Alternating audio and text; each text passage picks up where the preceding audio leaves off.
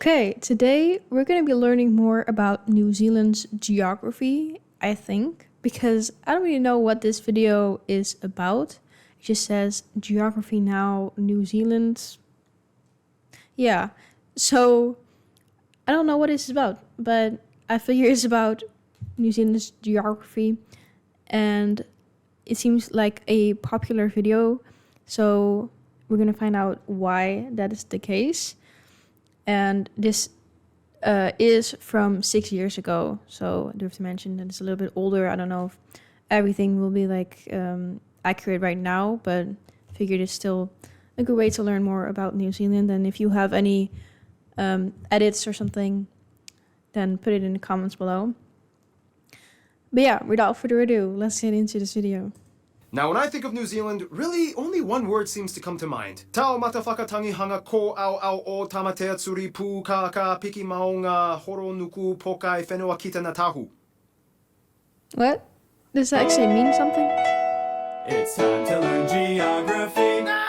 Hey everyone, I'm your host Barbs. New Zealand is one of those places where a few people have made a powerful image for themselves. It's one of the last places on Earth to be discovered and inhabited by humans. And when they arrived, it was unlike anything anyone had ever seen. Mostly because there were these massive 12 feet tall bird monsters. We'll get into that in a bit. But first,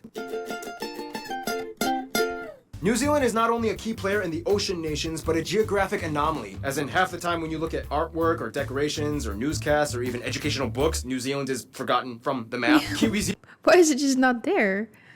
even joke about it. Even their government website 404 page not found website pokes fun at it. Anyway, New Zealand, or Aotearoa, is located in the southwestern Pacific Ocean, about 1,200 miles or 2,000 kilometers off the coast of Australia, and about 600 miles or 1,000 kilometers from the nearest major islands of Fiji, Tonga, and New Caledonia. Meaning, technically, France is their closest neighbor. The country is made up of two main large islands, aptly named the North Island, or Te Ika a Maui, which makes up about 42% of the landmass, yet Te Ika Maui? I don't know if that was any good. it holds about 3/4 of the population, and the larger yet less populated South Island, or Te Waiponamu, at about Te Waiponamu? 6% of the landmass. The remaining 2-ish% of the landmass is made up of hundreds of interior and outlying islands, 33 main ones that are either around the main two islands, like the largest one, Stewart Island, just south of South Island. Then you have the outlying island chains, like the northernmost Kermadec Islands, the easternmost Chatham Islands, and the sub-Antarctic southernmost point, the Campbell Islands. The country is a unitary state divided into 16 councils, 11 regional councils, and 5... Damn. 16 councils, 11 regional, and unitary regional I don't know what that means. Unitary. I don't know. Let me know in the comments. 5 unitary regional councils. The Chatham Islands act as their own special territorial authority. The second largest city, Wellington, is the capital, the southernmost capital in the world. However, Auckland up north is the largest city, which holds about 1/3 of the entire population of the country, with the largest and busiest airport, Auckland International. Otherwise, Christchurch on South Island is the 3rd largest city and holds the 2nd busiest airport, Christchurch International. But wait, that's not all. The sovereignty claim extends even further, and then you get the 3 New Zealand realm territories and Free Association Island nations. These are Tokelau, the Cook Islands, and Niue. Tokelau is considered a non-self-governing dependent territory. It also has a territorial dispute with American Samoa over Swains Island, whereas the Cook Islands and Niue are labeled as self-governing states in free association with New Zealand. Finally, you have the Ross Dependency, which is New Zealand's claim to Antarctica, which of course under the Antarctic Treaty does not actually fall under their sovereignty, but you know, a lot of people like to say they have something they can't. Whew, for a nation that doesn't even show up half the time on maps, there's a lot going on here. But wait, if New Zealand is just an island in the middle of the Pacific, which continent is New Zealand a part of? Good question. That is a question that has kind of stumped cartographers for centuries. In the simplest sense, categorically, New Zealand is part of the broader region known as Oceania, which is basically just Australia plus everything else in Melanesia, Micronesia, and Polynesia. Technically, Australia and New Zealand together are called Australasia. However, Australasia? I've never heard of that. Also, that's kind of... Why is there no New Zealand in that name? It's just Australia and Asia. It's weird because New Zealand doesn't lie on the same continental shelf as Australia. This has led to the consideration of New Zealand belonging to a newer subregion known as Zealandia, classified by some dude in the 90s as either a continental fragment or a microcontinent made up of a submerged continental crust shelf that expands all the way from New Caledonia to an empty spot in the ocean just south of the Campbell Islands. 93% of Zealandia is submerged, with New Zealand being the largest That producer. doesn't even sound like a real name. That sounds like one of those animated. I'm thinking of Zootopia. I think that's a Disney movie. That's kind of what it makes me think of. Segment. Either way, however you want to categorize it, New Zealand is kind of strange. Wait, go back to the self-governing island thing. Do they belong to New Zealand, or are they full countries? Good question. It's kind of like this. Okay, guys, look, the British just kind of put you under my jurisdiction, so I guess that means you're all New Zealand citizens, okay? Yeah, but we all have our own languages and customs and want to write a constitution for ourselves with free association status. We're basically countries in our own right, but under your overarching sovereignty, I guess. Like, your military can come in for defense, but otherwise we got everything else covered. I mean, guys, I have less than 2,000 people on less than 5 square miles of land on 3 islands. I think I'll just become a dependent territory state. All right, fair enough. 2 kind of countries with loose ties and 1 dependent territory country with stronger ties. Got it. Plus, hey, I became the first completely solar-powered nation in the world. Not exactly fully functional sovereign nation state by definition, but yeah, good for you. Some places of interest in New Zealand might include the world's steepest street at a gradient of 38 degrees, the National Museum, Auckland's Sky Tower, you can actually jump off of it, the Rotorua I will not be doing that. geysers in traditional Maori village, Rainbow's End and Splash Planet, the International Antarctic Center, Hobbiton, so many wine fields like the ones in Marlborough, 90 Mile Beach, which is actually only 56 miles, Waitomo Caves with glowworms, Yeah. Wait. Back. Splash Planet, the International Antarctic Center, Hobbiton, so many wine fields like the ones in Marlborough, 90 Mile Beach, which is actually only 56 miles, Waitomo That's magical. Glowworm caves. If you guys been there, let me know. Caves with glowworms, Frying Pan Lake, and the Meraki spherical boulders. And honestly, I could go on and on with all the natural wonders of this country, but that would take like 50 videos, and we gotta cram as much as we can in this one. So let's just talk about all the natural stuff of New Zealand, shall we? Now, New Zealand is an outdoors country, world-renowned for its mind-blowingly wonderful landscape displayed in a number of films and movies. Fun fact, The Lord of the Rings gave them so much publicity and tourism money that they even have a Minister of the Rings in their parliament. Oh, do they now? You wrote the script for the episode, and I'm just reading off the teleprompter, so I figured you would know that. I did. First of all, the country is located in the Ring of Fire on the convergence of the Pacific and Australian plates that creates the mountainous southern Alps of the southern island. Here you can find the tallest peak, Mount Cook or Aoraki, at over 12,000 feet or 3,700 meters, whereas across the Cook Strait, the smaller Kaweka Range can be found on the North Island. This, in return, makes the country subject to earthquakes and volcanic activity. There are about 83 known volcanoes of all types, Wait, and the largest 83? 83 volcanoes? That's crazy. active one being Ruapehu on North Island. Otherwise, you can see other volcanic wonders like the dormant Banks Peninsula on South Island and the eerily perfect circular Mount Taranaki on the west side of North Island. Just a skip away, you find the largest lake, Lake Taupo in the Taupo caldera, one of the largest supervolcanoes on Earth. From there, the lake is drained by the longest river of the country, the Waikato. Now, New Zealand is interesting because due to its shape, there is no part of the country that is more than about 80 miles or so from the ocean. The flatter valleys on the sides of the mountains are where most people live and produce crops and livestock. Skip a little further west and you get the least inhabited and difficult to access but most breathtaking part of New Zealand, the Fjordland. Steep cliffs plunging into the Tasman Sea, with Milford Sound being the most popular spot and the only one accessible by road. New Zealand ranks as one of the top most landform diverse countries on Earth, having everything from alpine forests, glaciers, geothermal geysers. They even have a small desert in the middle This is beautiful. of North Island. And on some of the coasts, you have tropical beaches with magnetic black sand containing magnetite. Seriously, I still have some. Check it out. This is from Piha Beach in North Island. Whoa, it sticks on. Now, the one thing about New Zealand that set it apart upon discovery is that other than 2 species of bat, the entire island had no mammals prior to human encounter. Now, this is usually the part where Noah comes in, but he had a scheduling conflict. They couldn't be here today, so therefore, I, Som, Min, Random, Hannah. Hannah, take it away. The country is a bird haven with over 200 species, over half endemic to New Zealand. And the funny thing, many of which are flightless. It's like the flightless bird capital of the world. Species such as the kakapo, the world's only flightless nocturnal parrot, and they have more species of penguin than So cute. anywhere else on the planet. At one point, a long time ago, they used to have the moa, a 12-foot tall monster, until it was hunted by the 12 feet. native Maori to extinction. Then you have the national animal, the famous kiwi, a flightless bird which comes in 5 forms on both islands. Known for their hair-like feathers, long beaks with nostrils, making them some of the only few bird species that can smell. Otherwise, with flying birds, you have the kia, the world's only alpine parrot. And if you see one, they are curious creatures, unafraid of humans, that love to chew on shiny objects or rubber. Seriously, those guys tried to steal my stuff one time. Outside of the bird world, you can find reptiles like the turatara, which has a third parietal eye on the top of its head, or the giant weta, the heaviest insect on Oh no, that's creepy. Earth. Ugh.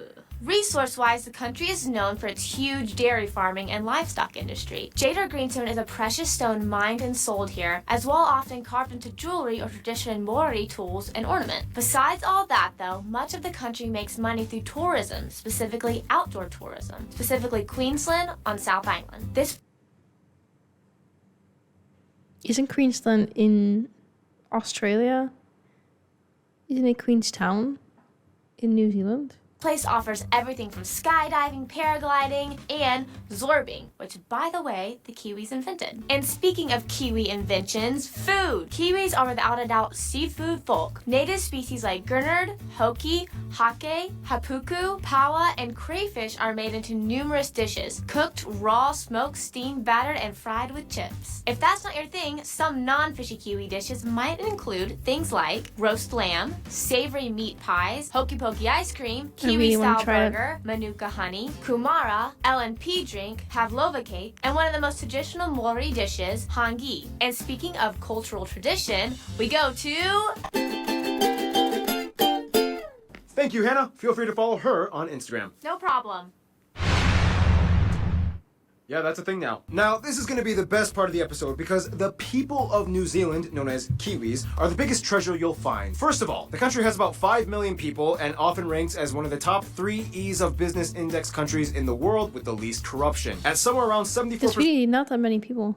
The country is made up primarily of peoples of European descent, mostly of English, Scottish, and Irish ancestry. About 15% of the country is native Maori, 7% Pacific Islander, and the rest are mostly Asian of various countries like China, Korea, and Japan. Yes, by the way, it's pronounced Maori, not Maori. They use the New Zealand dollar as their currency, they use the Type I plug outlet, and they drive on the left side of the road. Now, we all know that English is the most widely spoken language in the country with a distinct Kiwi dialect. To outsiders, it sounds just like the Australian one, but they swear it's different. They have some distinct Kiwi words. Here's my Kiwi buddy Jared explaining. Bro, it's a beaut. I'm off to the dairy. Is that us? Yeah, nah, it's a cracker, but it's ages and we're in the wops. Ig, you're taking the piss. It's close as. Chuck on your jandals and it'll be a piece of piss. Whatever then, only if you stop rocking me up. Stoked. Sweet as. Nonetheless, there are actually 2 other official languages of New Zealand, Maori and New Zealand Sign Language, making New Zealand the first country to adopt signing as an official language, even though only half of 1% knows it. Now let's talk about culture and the whole Maori thing. The Maori traditionally come from about 100 or so iwi, or tribes or peoples, spread throughout both islands. Most in the north part of the country, the largest being the Ngapuhi at over 100,000 people. Their culture is a huge integral factor that plays into what it means to be Kiwi. I mean, instead of hello, you'll often hear the Maori word kia ora as a greeting. Oh, that's how you pronounce it. Kiora? Is that how you pronounce it? Because in my head, because you guys, some of you guys, have commented this under my videos, and then I looked it up. But in my head, I was like pronouncing it as kia ora. But that's that's not it then. Most schools teach the Maori language in elementary years, and there are immersion schools as well. In addition, they have a few television channels and radio stations that speak almost entirely in Maori. Today, the majority of native speakers are found in the North Island, most heavily concentrated in the Northland and Gisborne and Bay of Plenty regions. And speaking of Maori, we cannot do this episode without talking about the haka. Almost everyone on the island knows one form of the traditional war dance performed by both men and women, known for its aggressive movements, loud chanting, and intimidating facial expressions. Very often it's performed at sporting events. The haka is not only used at games or as a means to intimidate though. It can be used in a variety of situations, ranging from birthday parties, funerals, even weddings, where the people celebrate the union of two people happily, and everyone takes part in it, whether you are ethnically Maori or non-Maori. It's a tradition that really unites everyone on the island, regardless of race. Pretty cool, right? And now let's talk about tattoos. And actually, let's have another co-host do this. Let's see, which options do I have? Who can I select? And let's see, Hannah already did one. Why not Ken? All right, Ken, take it away. You might occasionally come across someone with kirituhi, or skin art, or tamoko, which are face tattoos. There's so much information that goes into this, but basically, Maori tradition did not have a specific This stuff not really hurt though. I wonder, because I can imagine like on your forehead and it's just right on the bone. I feel like that would really hurt. Script. Instead, they use a documented information and history through a series of wood carvings and tattoos. No two are alike, as each person's tattoos told a specific story of who they were. Generally, the left side is reserved for the father's lineage, and the right side the mother's. The patterns can describe everything from tribe, rank, work, expertise, athletic accomplishments, and so on. In other news, Kiwis are pretty athletic. You cannot talk about New Zealand without mentioning rugby. They are 3-time World Cup championship winners, and often when they don't win, they place in the top 3. Thank you, Ken. Feel free to follow him on Instagram.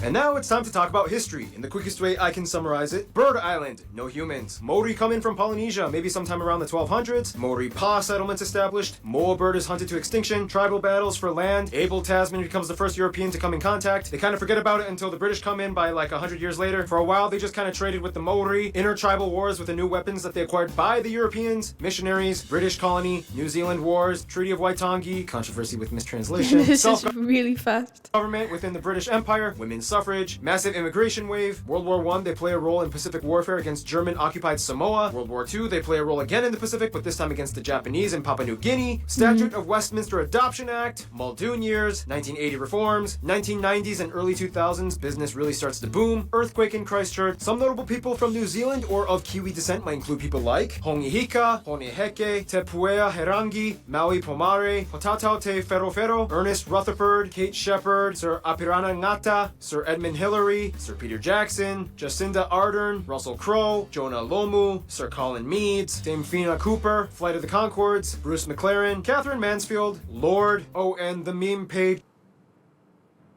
Lord is from New Zealand? Dolan Dark, I was told. Yeah, quite a few cool Kiwis out there. Which brings us to our next segment, the Kiwi That's basically the only person I know. Crew.